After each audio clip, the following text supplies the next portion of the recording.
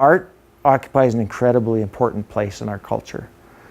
It is the thing, I think, that moves people to think differently, to consider things that maybe the facts aren't even pointing towards, that actually lead to progress. So kudos to the town of Canmore for really helping shine a spotlight on the arts. Deep thanks to the community of Canmore for this recognition. It's really an honor. For me, Canmore is a really special place. There's wildness around still and wildlife, and I think we really are at the forefront of trying to coexist with wildlife, and yet there's a very accessible city, for better or worse, an hour away. I can escape quickly for inspiration, up into the mountains, being in places where wild animals are passing through. Yeah, I grew up in the city of Calgary, and so as a kid we were always coming out to the mountains, and I loved it. I went to the University of Calgary, trained in ecology, and then came out to the mountains and worked as a student for Parks Canada starting in 1992 in Banff National Park. And I've worked for Parks Canada ever since. Parks Canada has also been really generous in offering or allowing me to take a number of leaves of absence.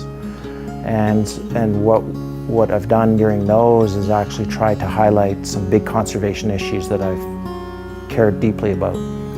And one of those was to walk from Yellowstone all the way up to the Yukon over 1.5 years. And that was really to highlight the need for wildlife corridors, connections in between the individual parks, and to really experience whether or not that might work on the ground. And then got transferred up to the Yukon, and that actually led to the next journey that I did with my wife, Leanne Allison, following a caribou herd that is protected by the national park. I was working up there on the Canadian side, but they're actually threatened by proposed oil and gas development on the Alaskan side. And then finally, I took a leave of absence again from Parks to do a journey across Canada with our son, who was 2 years old at the time, by canoe and sailboat to go see Farley Mowat, the famous Canadian author, just before he died.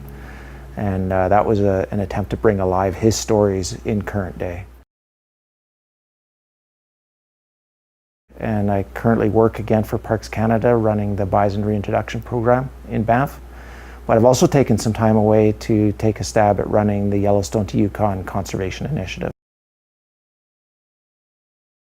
So I kind of fell into writing. I didn't seek it out, and our journeys were really meant to highlight these conservation issues.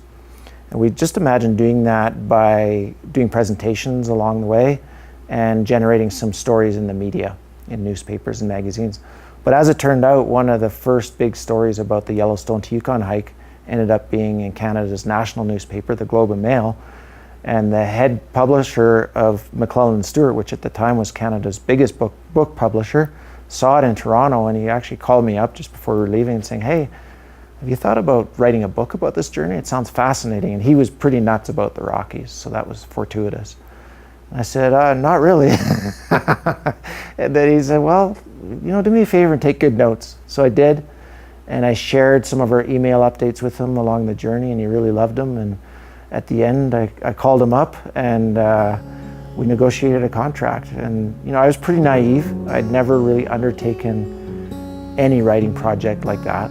And I thought you just kind of would start with the first sentence and end with the last. It just is very dynamic, lots of back and forth, I think, as every writer can relate to. And for me, the ratio is probably 15 to 1 for how much you're actually writing and thinking versus what actually ends up being published in the book.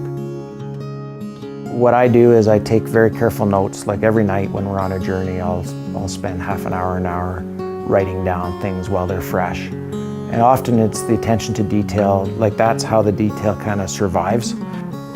It forces me during the journey to think about it not just as a journey, but as a story, with its sort of narrative arc and the different threads and themes that are coming in and out of that story.